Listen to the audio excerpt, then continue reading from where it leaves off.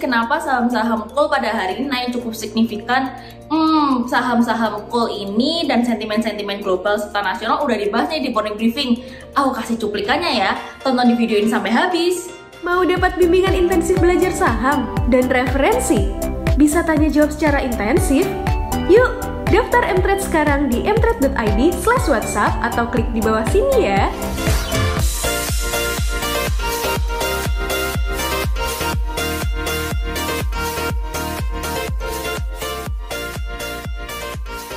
Sebelumnya saya ingin disclaimer terlebih dahulu ya teman-teman, sambil menunggu teman-teman yang lain ikut bergabung. Saya ingin disclaimer dulu bahwa mtrade ini adalah layanan edukasi sehingga perintah beli dan jual bukan merupakan paksaan. Trading plan di mtrade ini dibuat berdasarkan analisa teknikal, namun kita sama-sama memahami bahwa di market terjadi fluktuasi sehingga perlu kita antisipasi masing-masing. Oke, ya alhamdulillah Kak Yanti Komala juga semoga selalu sehat ya. Nah, kemudian saya akan mengawali dulu briefing pagi hari ini. Buat teman-teman yang pengen join berkarir di mtrade, sangat boleh ya kalau misalkan teman-teman ingin bergabung dengan mtrade, teman-teman boleh langsung masuk aja ke mtrade.id/karir teman-teman. Jadi mtrade.id/karir. Oke, nah langsung aja kita awali market hari ini tanggal 24 September 2021 bareng dengan saya Coach Hanin dan juga nanti ada Coach Afif yang akan menemani saya untuk membahas terkait sentimen global dan nasional teman-teman. Nah, di sini kalau kita perhatikan ya teman-teman, dari bursa global sendiri masih terjadi rally yang cukup signifikan. Kalau diperhatikan di sini untuk Dow Jones terjadi kenaikan sebesar 1,48% kemarin, namun kenaikannya memang agak sedikit tertahan dari area resisten MA20 dan masih ada resisten MA100 di sini. Begitu juga kalau teman-teman memperhatikan dari indeks SPX masih ada kenaikan sebesar 1,21%. Begitu juga dengan Nasdaq nih teman-teman. Jadi ketiga bursa saham AS ini masih cukup mengalami rebound setelah kejatuhannya kemarin.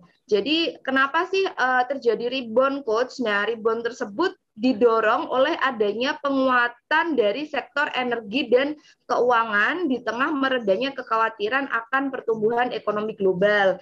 Dan pelaku pasar mencerna bahwa The Fed ini akan mulai mengurangi program pembelian obligasi setelah November dan akan berakhir pada pertengahan 2022. Namun juga membuka peluang untuk lebih banyak memberikan stimulus jika ternyata ekonomi nanti membutuhkan stimulus tersebut. Nah, kemudian mengingat kenaikan dari bursa global yang cukup signifikan di sini, tentu investor juga kekhawatiran akan raksasa real estate Evergrande juga sudah mulai mereda setelah pemerintah China akan berusaha membatasi dampak dari potensi kejatuhan Evergrande. Bank sentral China memompa sekitar 120 miliar yuan likuiditas ke dalam sistem perbankan mereka. Jadi ini yang membuat bursa global juga turut rebound dan IHSG kemarin juga terjadi penguatan yang cukup bagus. Namun dari sisi ekonomi, klaim pengangguran mingguan awal secara tidak terduga di Amerika Serikat meningkat sebesar 16.000 dari ekspektasi yang awalnya sebesar 15.000. Jadi ekonom melihat bahwa klaim pengangguran yang meningkat ini terkait dengan adanya musim yang relatif tidak bersahabat, yaitu gangguan dari badai Ida. Jadi kalau di Amerika Serikat ada yang namanya badai Ida, kalau di Indonesia biasanya namanya pancaroba, teman-teman. Nah, namun yang cukup mengejutkan di sini melihat bahwa tiga bursa Amerika Serikat tadi naiknya, reboundnya cukup signifikan. Kalau kita melihat dari US 10-year, di sini juga terjadi kenaikan yang cukup signifikan kemarin, sebesar 9,82%, dan kalau kita perhatikan dari area resisten yang sebelumnya sempat kita bahas di area 1,362, di sini berhasil mengalami breakout. Nah, mungkin di sini Coach Afif boleh menyampaikan kira-kira apakah ada dampak yang cukup signifikan terkait dari reboundnya US 10-year terhadap pergerakan IHSG hari ini? Oke. Ya, terima kasih Coach Hanin. Jadi saya coba membantu Coach Hanin ya untuk update US market. Ini kalau kita lihat memang US market kemarin rebound cukup tinggi ya, di atas 1%. Ini salah satunya didorong oleh sektor energi. Kalau kita lihat harga batu bara, mungkin coba Coach Hanin, ini masih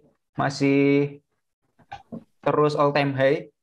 Ini jadi good news ya buat emiten-emiten batu bara, karena ya kita tahu bahwa emiten batu bara ada kaitannya pergerakan harganya dengan harga batu baranya sendiri gitu. Dan kalau saya lihat ya di Bloomberg kemarin sempat ada rilis dari salah satu aset manajemen global yaitu Goldman. Kalau Bapak Ibu tahu, ini mereka memperkirakan harga batu bara rata-rata ya sepanjang kuartal 4 2021 ini itu akan bisa mencapai 190 US dollar per ton. Ini sekarang sudah di 185, tapi saya kira masih bisa naik ya, karena permintaan global untuk coal di sektor pembangkit listrik ini masih cukup tinggi, karena kita tahu di 2021 ini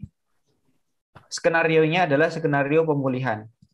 Jadi masih bagus untuk sektor batu bara. Paling nggak untuk jangka pendek ya. Mungkin nanti Coach Hanin juga bisa dibantu untuk saham-saham yang potensial gitu. Nah, itu tadi sedikit sentimen global serta nasional dari coach-coach di M-Trade nih. Dan teman-teman yang udah jadi VIP M-Trade, jangan lewatkan ya untuk morning briefing dan debriefing, karena sentimen-sentimen ini yang akan menjadi penggerak market pada hari itu. Dan teman-teman juga kongres buat yang udah ikutan beli ITMG dengan profit 4-6% ya. Kongres, dan teman-teman yang belum ikutan beli saham-saham coal atau masih bingung mau beli saham apa, bisa langsung cek aja di stock pick M-Trade gitu. Kita udah berikan banyak stock pick dan juga analisis.